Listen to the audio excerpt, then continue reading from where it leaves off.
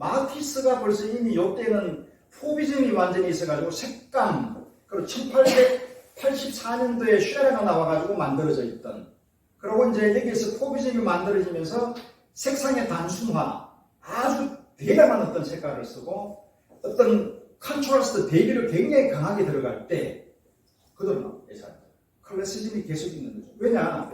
여기는 아직까지 로얄 아카데미가 있는 거죠. 데이비드 호크니도 아직까지 로얄 아카데미에서 공부하는 것을 좋아하고, 데미안 허스트도 그렇게 가는 것들이 있고, 런던 스쿨이라고 만들어졌고, 뉴욕에서는 파리에서는 파리 스쿨이라는 게 만들어졌다. 근데 이 파리 스쿨은 런던 스쿨하고 다르게 이 사람들은 거의 제2에 있는 주의식, 그러니까 유태인, 그리고 동유럽에 있는 사람들, 그리고 조금 그림에 대해서 배울 수 없는 그런 환경을 가지고 있던 사람, 피카소부터 시작해서 뭐 키스반 동겐, 뭐 샤임 슈팅, 히슬링, 뭐 다 이런 사람들, 샤갈. 근데 이게는 에꼴드 파리라는 어떤 그런 상태는 그만큼 여기보다는 굉장히 자율성이 있었던 거예요.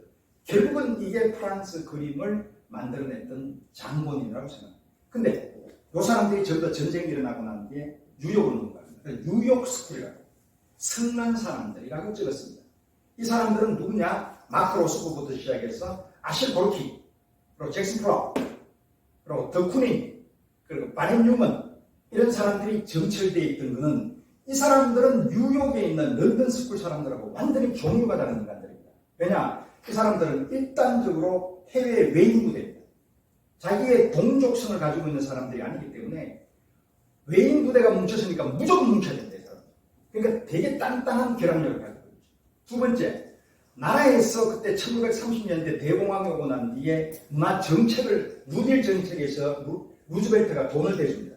그러니까 돈을 받고 하니까 이 사람들은 열심히 해야 되죠. 그리고 벽화 같은 걸 그리면서 같이 끈끈한 우정이 쌓여집니다. 이때 있던 게 디에고 리베라, 이 사람도 여기 와서 이제 벽화를 그리게 되죠. 이 사람도 알고 보면 디에고 리베라도 저쪽 에꼴드 파리에서는 파리파였는데 이제는 여기까지 와서 뉴욕파까지 왔다 갔다 하는 그런 사람이 되었고, 그만큼 이 사람들은 돈에 대해서도 궁금했고 성공하려고 하는 아메리칸 드림이 있었습니다. 그래서 가지고 있던 이 전체 파들이 가지고 있는 그 그림의 색깔들이 다 다르다는 것을 알고 계셔야 합니다. 그래서 이 사람은 아까 얘기했던 앵글식의 누드에 플러스 샤반나가 들어가. 보시면 샤반나가 나오죠. 차용을 하는데 뭔가 이상적인 어떤 그런 상황을 만들어요. 자, 요 그림은, 이거는 이 칼로스, 잘 아시다시피, 이건 드레이퍼. 이 사람도 거의 1860년, 아까 거기에 있는, 스트랭하고 똑같습니다. 마티스 친구입니다. 근데 이 사람은 이런 거예요. 근데 여기에서 우리가 중점적으로 봐야 되는 것은 심화를 보려고 하는 게 아니라, 더 네이키드의 여성분들은 너무 자극적이어서 제가 다 잘랐습니다. 흑인 남성을 바라봤습니다. 뭐냐? 이제는 남성 누드화에 대한 어떤 그림도 생각할 수가 있는데, 차용을 이 사람은 그래프는 이런 식으로 만들었습니다. 여성도 있는 비너스에서 남성이 있는 상황으로 만들었습니다. 여기에 욕망이나 이런 것을 어떻든 클래식 누드에서 이걸 거꾸로 입히면서 이제 이런 식으로 자꾸 이제 주입하는 거죠. 자, 그럼 이 사람은 이런 그림도 그렸습니다. 근데 이런 그림에서는 거의 클래식한 누드가 나옵니다. 이런 그림도 나오고요. 이 사람이 몰라서 그렇지 굉장히 그래프는 그림을 많이 그렸습니다. 특히 여성들이 가지고 있는 악마 타데마처럼 꽃 그림이나 여성을 굉장히 잘 그렸습니다. 이런 그림도 그렸습니다. 현대 그림. 자, 이 사람은 리 메리트라는 사람인데 거의 1840년이면은 이거는 거의 메리 카셋 나이 정도. 메리 카셋은 미국에 와서 더가 밑에서 인상파 그림을 그렸는데 이 사람은 누드화를 그렸습니다. 왜? 미국에서도 두 파가 있습니다. 와서 그렇게 그리는 사람이 있고, 이렇게 돌아서 아카데미, 줄리앙부터 시작해서 아카데미를 그대로 받는 사람은 이런 그림이 나옵니다. 근데 이때 이 그림은 잘 보다시피 우리 보통 누드라는 것 자체는 젊음, 유스, 젊음에 대한 어떤 그런 아름다운 주체를 말을 해서 그렇지, 이거는 젊은 애입니다. 젊은 남자애를 그리는 것은 아무도 못 보셨죠. 요새 잘못 그리게 되면 우리가 발키스 같은 경우에는 소아 성애자처럼 여성 조그만 애들 그렸을 때 문제가 상당히 심각해요. 근데 이때 이걸 그리고 오히려 빠져나가는 방법으로 이 메리트는 그렸습니다. 신화 그림도 많이 그렸고요.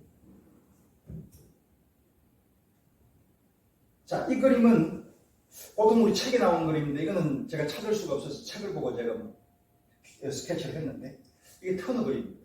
아카데미 들어갔을 때 그림. 터너 그림하고 이거하고는 연상이 안 됐거든요. 근데 원래 그림은 걸작이 되는 조건 중에서 가장 중요한 게 원래 아카데미에서 공부를 해야 돼요. 어느 우리나라 대학에서 보니까 요사이 그림을 대생을 그리지 않는 학교가 있다고 하는데 그건 정말 잘못된 겁니다. 대생을 그리지 않고 어떻게 미술화가가 됩니까? 그려야 됩니다. 정규 교육과정을 밟아야 됩니다. 미술사도 공부를 해야 됩니다. 미학도 공부를 해야 됩니다. 그래서 과거부터 시작해서 지금까지의 그림이 어떻게 이루어진가에 대해서 딱 알아야 됩니다. 졸업하는 그 순간까지 다 배우고 그 다음에 우리가 후설의 에포케라는 게 있습니다. 판단 중지, 딱 그도수다. 여기까지. 그럼 내 몸에 체득화되어 있는 선언적 경험이라든지 자기가 가지고 있는 경험을 토대로 이제부터 나아간다. 그렇게 나아가서 자기가 들레즈가 이야기하는 어떤 그런 감각의 논리, 현상학에서 나오는 메릴로 뽕띠가 이야기하는 그 감각의 논리에서 시지각을 통해서 내 몸의 현상학을 통해서 오늘 제가 이야기하고자 하는 이 몸이라는 것에 대해서 이 영혼의 어떤 그런 상황에서 자기가 자기도 모르게 무의식적으로 그리는지 그림을 그려야지만이 자기의 아이덴티티, 독창성을 유지해야 걸작이 된다는 거죠. 그냥 무조건 그린다 그래가지고 그림이 되는 것은 절대로 아닙니다. 터너는 이렇게 그렸습니다. 이렇게 그림을 그렸기 때문에 이 사람한테서 정기성이 나오고 모든 것들이 다 나왔다는 거죠. 이 사람은 터너하고 좀 다릅니다. 약간 티치아노의 아까 제가 보여드렸던 에티하고 좀 비슷하죠.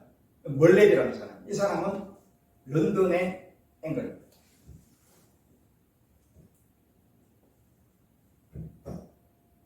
자, 이거는 여러분 잘 아시는 윌리엄 오펜입니다. 전쟁화가. 이 사람도 1800 거의 40, 50년 사람입니다. 또 스승이 톰크라고 외과의사인데 여기 막 찢어지고 전쟁화가 그렸던 그 사람. 이거는 잘 아시고. 근데 이 사람이 이런 그림도 그리죠. 오펜이 그리지 않을 겁니다. 이 사람은 역사화를 그리고 전쟁화를 그렸던 사람인데 궁색해지고 자기가 그렸고 그때는 벌써 이미 제가 봤던 어떤 화가 중에서 그 제르벡스라든지 장베로 같은 프랑스의 데카당트적인 어떤 그런 세기말적인 화가하고는 그림이 비슷한 주제를 가지고 있습니다만 어떻습니까? 다릅니다. 그림의 형태가 굉장히 이렇게 뭔가 육체적인 어떤 그런 상황을 깨끗하게 그리면서 약간의 어떤 관음적인 요소라든지 뭔가 불러일으키려고 하는 마음은 1도 없습니다. 그렇지 않습니까? 이 사람하고 같은 계열이 있는 게 윌리엄 시크튼. 정말 중요한 사람입니다. 로즈 프라이라고 들어보셨습니다. 이 사람은 흑인 인상파라는 것을 프랑스에 진단해주고 이 사람은 영국에서 있다. 아주 중요한 사람. 로즈 프라이라고 윌리엄 시크튼은 꼭 알아야 돼요. 이 사람이 런던 스쿨을 만듭니다. 런던 스쿨에서 가장 중요한 학교가 슬레이드 스쿨하고 골드스미스입니다. 이 정도는 알고 계셔야 돼요. 그래서 이 그림에서 루시안 프로이드가 나옵니다. 이 그림에서 프란시스 베이컨이 나옵니다. 자, 요 그림은 잘 아는 그림입니다. 요 그림을 이 사람이 가지고 있다. 윌리엄 포페. 깜짝 놀랐습니다. 얼마 걸렸습니까? 1시간 됐습니다. 1시간 아직 좀 안 됐어요. 얼마 됐나요? 40분 정도? 네. 자, 이제 이 그림에서 이제 보겠습니다. 이 사적인 누드입니다. 요거는 이제 나중에 시간이 있으면 제가 말씀을 드리도록 하고, 요거부터 이제 짚고 넘어가겠습니다. 이제 모더니즘 누드로 들어가 보겠습니다. 약간 상황을 바꿔서 이런 식으로 한번 들어가 보겠습니다. 요 그러면 해볼스라 그래가지고 영국의 모더니트를 가지고 있는 그 니콜슨 벤 존슨의 와이프입니다. 그 우리 알고 있는 초현실주의의 캐링턴이라든지 막스 에른스트하고 같이 살았던 그때 캐링턴, 저쪽으로 갔던 바로, 멕시코로 갔던 이런 사람들하고 같은 다 친구들입니다. 무어하고도 이제 같은 어떤 그런 조각을 만들어냈죠. 근데 가만히 보면은 약간 초현실주의적인 어떤 그런 가지고 있는 누드인데, 이 사람은 특이하게도 여성입니다. 그 여성에서 나오는 어떤 그런 나름의 영국식 누드 조각이라고 보시면 됩니다. 이 조각하고 로댕하고는 완전히 다릅니다.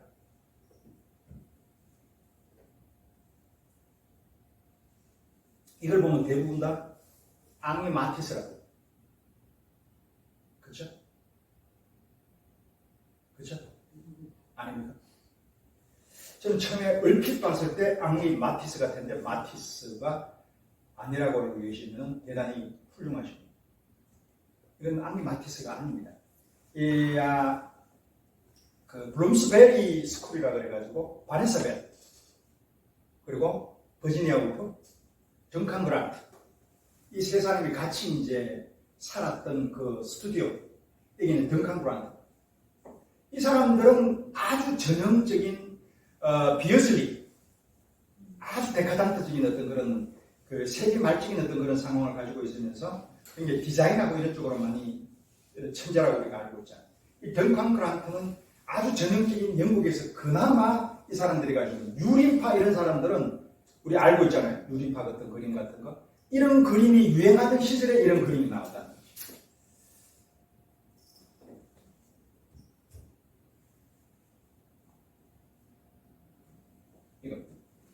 이것도 덩칸 그란트. 근데 냄새가 조금 보나른 냄새도 나죠. 근데 덩칸 그란트에서의 보나르하고는 완전히 다릅니다. 그림이 상당히 다른 어떤 그런. 왜냐하면 보나르는 포비즘부터 시작을 했고 이 사람들 요소에 있어서 색채주의에서 나오는 쉐라나 고흐나 고갱의 냄새는 안 납니다. 이 사람들은 그런 거를 후기 인상 바라는 것 자체를 저쪽에 있는 로즈 프라이가 가져오기 전까지는 그닥 그렇게 이 사람들은 클래시즘에서 흘러나와 있는 라파엘 전파 등등등등 이런 식으로 흘러왔습니다. 요거는 이제 조각 중에서 아까 제가 보여드렸던 굉장히 풍만한 헤버스가 그랬던 그거는 알찬팅코, 러시아 쪽에서는 러시아는 리치츠키하고 이제 그 모르나기라는 사람이 하시고, 근데 러시아는 전쟁 나기 전까지는 간딘스키도 마찬가지지만 샤가도 마찬가지지만 샤가를 정리해보면 샤가는 거기에서 슈팅으로 날아가가지고 그래서 에꼴드 파리를 만드는 사람이기 때문에 이 사람은 그러다가 프랑스에서 살다가 전쟁 나니까 다시 미국 갔다가 다시 이제 프랑스로 갔는데 이 사람은 그림은 그대로 있습니다. 근데 간딘스키는 그쪽에서 그림을 그리다가 다시 여기 와서 누구한테 배웠냐면은 폰스투크한테 배웠습니다. 그것도 오래 안 배웠어요. 배웠다고 하는데 배운 것 같지는 않습니다. 그냥 한 6개월 다니다가 끝났습니다. 폰스투크는 잘 아실 거예요. 요거하고 같이 다닌 사람이 파울 클렘 1900년이 다녔습니다. 그러면서 이제 가브리엘 윈터를 만나고 야블란스키 만나고 그죠? 이런 네 사람이 모여가지고 있으면서 돌아다니다가 이제 다시 여기에 합류한 사람이 마르크하고 아우스바키. 이 사람이 처음에는 신미수가 있더라가지고 왜냐하면은 베르프킨이 되게 부자예요. 너무 부자라가지고 이 돈을 받아가지고 이제 베를린에 집을 사가지고 있었던 동안에 야블란스키는 여기 와서 얍삽하게 이제 거기에서 얹혀 살았죠. 그리고 이때 간딘스키도 이 집에 와가지고 이제 그림을 그리는데 하나의 센터로 작용을 했어요. 그러니까 베르프킨은 되게 자기가 중심이라고 생각했는데 가만히 보다 보니까 야블란스키는 아시다시피 이놈은 이상한 짓 하고 돌아다니고 간딘스키하고 가브리엘 윈터는 이 사람들은 외방인이고 자기네들이 가지고 있는 거는 여기는 독일에서인데 근데 간딘스키도 지도 받아놓고 그렇지만 가브리엘 윈터하고 같이 있는 바람에 쓰였던 그림들이나 이런 것들이 여행을 다니면서 이 사람들은 무르나우 시절부터 제가 여러 가지 그림들이 나오지 않습니까? 그러니까 그때 그림이 무르나우가 나오기 전에 이 사람 어디 갔느냐? 마티스한테 가요. 마티스하고 들로네한테 그림을 굉장히 많이 영향을 받습니다. 그 그림은 무르나우 그림은 거의 거기에서 벗어나지 않는 겁니다. 근데 간딘스키가 이제 완전히 자기가 자기의 색깔을 내는 것 자체는 완전히 이제 청기사가 되어서 1911년, 12년 되고 난 뒤부터 이제 조금 달라지기 시작하잖아요. 거기서 구성이 나오고 이렇게 나오죠. 근데 전쟁이 빵 터져버리죠. 전쟁이 터지고 나니까 이 사람 바로 러시아로 갔습니다.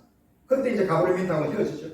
근데 전쟁이 나고 난 뒤에 거기서 누가 또 아리를 틀고 있었느냐면은 곤찰로, 그리고 말레비치 이런 사람들이 막 쥐고 흔드는 거죠. 구성주의, 절대주의. 관전석에 가보니까 색깔이 없는 그냥 말레비치가 와가지고 막 그냥 쥐고 흔드네요. 근데 그쪽에는 광선주의라 그래가지고 이 곤찰로거나 이런 사람들은 큐비즘이 조금 다른 미래주의와 같이 가요. 그래서 거기에서 나오는 그림으로 투철화가 되어서 이 사람은 간딘스키 그림에서 차가운 추상, 뜨거운 추상이라고 이야기하는데 저는 거기에 대해서 동의하지 않습니다. 간딘스키도 똑같은 지오그래픽, 약간의 기하학적인 어떤 추상이 같이 단 쉔베르크를 통해서 음악을 거기에 보내죠. 그래서 간딘스키는 그래서 돌아오고 난 뒤에 전쟁 딱 끝날 때 1918년 농강 19년도에 이제 베를린에 들어오죠. 이때 바우하우스에 이제 교수로 생활합니다. 이때 만났던 사람이 파울 클레. 그래서 한 2, 3년 하다가 이게 이제 대사업을 가지 않습니까? 바우하우스가. 그래서 1936년까지 있다가 이제 문을 닫게 되죠. 그러고 난 뒤에 이때 있던 사람이 모홀로나기하고 같이 오고 조셉 알버스라고 그래가지고 이제 앱스트랙션 익스프레션을 하게 됐던 저쪽 미국에 갔을 때 조셉 알버스라는 사람 자체가 블랙 마운틴 칼리지라는 학교를 세웠는데 이때 이 사람들한테 배워서 앱스트랙션 익스프레션, 잭슨 폴록이 이제 세미나는 거죠. 마크 로스코부터 시작해서. 그래서 그때 있던 사람들이 다 거기에 모여있는, 그러니까 러시아 사람들의 그림은 이동파하고 그 이후에 만들어지는 것은 대부분 다 구성주의, 부츠주의, 타타리인 같은 사람입니다. 그래서 걔들 그림을 보면 전부 다 삼각형 등등등등 이런 걸 나오죠. 그래서 거기에 그림이 되고 난 뒤에 처음에는 굉장히 각광을 받았는데 볼셰비키에서 딱 스탈린 들어오고 난 뒤에 완전 잡아주는 이런 추상주의로 그림이 갈 수가 없다. 그래서 이 사람들은 소셜리스트 리얼리즘으로 가죠. 선동하는 그림을 갑니다. 그래서 초창기에 미국에서 맨세키가 나와가지고 추상화, 잭슨 폴록이 그림을 그릴 때 이거는 공산주의라고 이제 이야기 막 한 사람입니다. 왜냐하면 알아볼 수가 없습니다. 근데 여기서 똑똑한 알프벳 바라는 뉴욕 관장이 가만히 생각해 보니까 러시아에서는 거꾸로 갔다 이놈아. 오히려 리얼리즘인 호프라든지 앙리 같은 우리 애쉬킨 파이브 이런 그림들이 공산주의지 어떻게 이 잭슨 폴록 같은 이런 추상 표현주의가 공산 뒤집어진 겁니다. 그래서 그런 어떤 역사도 있습니다. 그래서 이 그림은 아치펜코라 그래가지고 이제 러시아에 있는 구성주의 비슷한 이런 애들은 전부 다 이런 식으로 굉장히 슬림하게 가거든요. 올림피아가 왜 올림피아인지. 근데 이게 누드화가 아니라 네이키드. 빅토르 메랑. 이 사람은 자신감 있게 당당한 비너스가 해서는 안 되는 목걸이였습니다. 그리고 자세도 뭔가 아주 요염스러우면서도 눈을 어디를 보고 있습니까? 정면을 보고 있습니다. 그리고 꽃이라는 것 자체가 있을 수가 없는 거죠. 비너스가 옆에 있는 하인이 꽃을 줄 수가 없죠. 이거는 스토리가 되지 않습니다. 신화에서 나오는 얘기가 없습니다. 꽃을 주는 어떤 그런 상황의 신화를 우리가 아무리 연상을 해도 되지는 않습니다. 그래서 이거는 마네가 누구를 보고 이제 결정을 했다라고 하면서 많이 알려져 있죠. 그래서 좀 자, 그러면 제가 마네가 지금 모더니티의 아버지인데 이게 더 먼저 됐지 않냐? 이게 더 네이키드잖아요. 우리가 15년에 늦었어요. 한 발 늦었다. 그거는 1863년 풀바디의 정식 불게 2년 빨랐다. 그러니까 지금도 모더니티의 아버지라고 한단 말이에요. 이게 왜 모더니티냐? 우리 매일 이야기하는 평면성을 줬다는 거죠. 모더니티 그림의 가장 중요한 거는 3차원 우리 원근법, 대기 원근법 이런 게 왜 안 되느냐? 그건 우리 눈을 속이는 거예요. 뭐냐면 브루네르스키 그림도 우리가 원근법이라고 뒤에가 이야기하는 것은 좀 더 단안이에요, 단안. 한눈으로 보는 것을 우리가 원근법으로 만든 거죠. 내 눈이 두 개지 한 개입니까? 그 그림은 그건 허상이라는 거죠. 그래서 평면으로 가야 된다. 평면으로 가야 내가 양안을 보는 거죠. 그래서 평면 그림을 시작을 한 사람이 누구냐면은 마네가 먼저 시작했다는 거죠. 자, 마네가 시작하고 원근법 다 합치고 이제 가는 겁니다. 자, 마네가 가는데 이 그림에서 더 야만적으로 더 우리한테 더 다가온 사람이 그래서 세잔이라는 거죠. 세잔이 왜 모더니티를 결정을 종결을 지었느냐? 그림의 평면성에 그 다음에 이 사람들은 완전히 이제 그 자체의 추상으로 갈 수 있는 어떤 그런 계기를 만든 거죠. 형태를 본질에서 찾아낼 수 있는 원뿔 구로 만들 수 있는 그런 상황으로 포지션하고 그러니까 마티스 그림도 굉장히 구성이 좋습니다만 구성이라 그러면은 마티스가 굉장히 이 사람도 장난합니다. 그 구성은 제일 좋은 사람이 세잔. 근데 그게 못지않은 요 사람도 장난해요. 자, 그러면 여기에서 이제 이 풀바티의 점심 식사에서 이 사람은 왜 평면성을 강조했느냐 하면 이 두 개만 보면 배하고 이 사람하고 이 사람하고 이거는 원근법에 상당히 배를 조그마한 그런데 이거는 거의 똑같은 동일한 선상에 그려놨습니다.